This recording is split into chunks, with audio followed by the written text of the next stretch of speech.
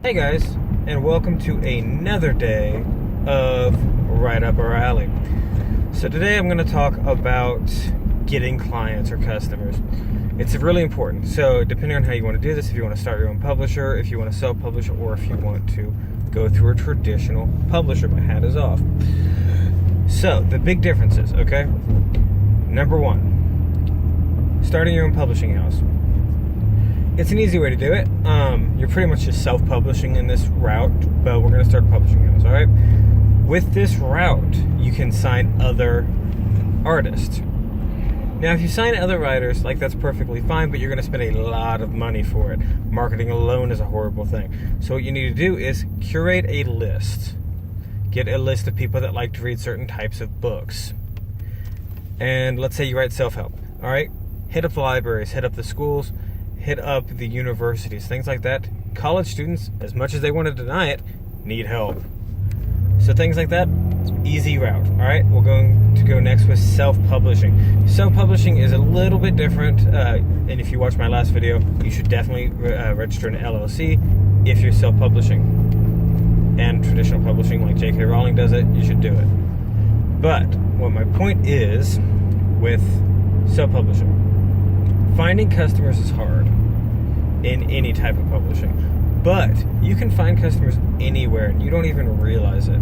Just dropping, oh, I'm a writer, in casual conversation with people you just met, they're going to be interested. They may or may not buy your book, but let's say they're like, oh, I would love to get a copy, where can I get one? Oh, well, I keep copies of my book in my trunk at all times. That way, if anyone's just like, oh, I'd like one, instant sale right there. And if they like it, they can order it on, let's say, Amazon or something like that. You just made more sales. You are creating a network within your own network. It's really important. Now, that's just word of mouth sales. Contacting libraries across your state is huge. Now, keep in mind, there could be hundreds, if not thousands, of libraries, public and private, across your state. So that's going to be difficult to do. Also, contacting bookstores. You want to see if you can do book readings and book selling events at the bookstores. Another thing you can do, Janai did this recently, is teamed up with local organizations. Like she's with Women Helping Women or something like that. Correct me in the comments if I said that wrong, which I might have. But so she does that, and she pays it, and they help the organization, and she gets to set up a booth. I do this with Relay for Life, which is a cancer fighting event. So you set up your booth, you sell the books at the event. You could sell, depending on how many people come, let's say you bought 100 books, you could sell all 100 books pretty easily. And you're getting more customers, because some people are just going to buy it because it's just like, oh, I know that guy, I'm going to support him. That's great. Don't ever knock it. But you're also going to get real long-term fans, and that's really big, because if you come out with another book, they're going to be interested in reading your next book, and that's really important. All right, and then the third route, the traditional publishing house route. People are starting to slide away from that, but that's fine. It's mixed. You should kind of stay with it. You should kind of want to go away from it depending on what kind of book you wrote. Now, the traditional route, they are going to do all the advertising for you, but you get the smallest amount of money for it. So, is it really worth it? Maybe. You might be able to get discounted books of your own book, and you can sell them on the side.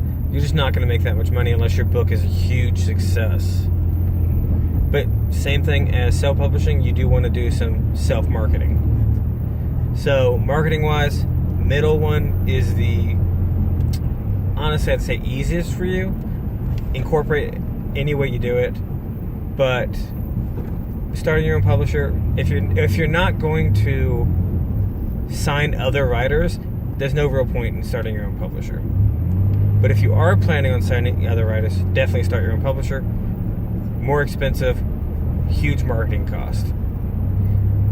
Now, if you're going to do self-publish, less expensive, still a large marketing cost, but it's more elbow grease. So you can decide.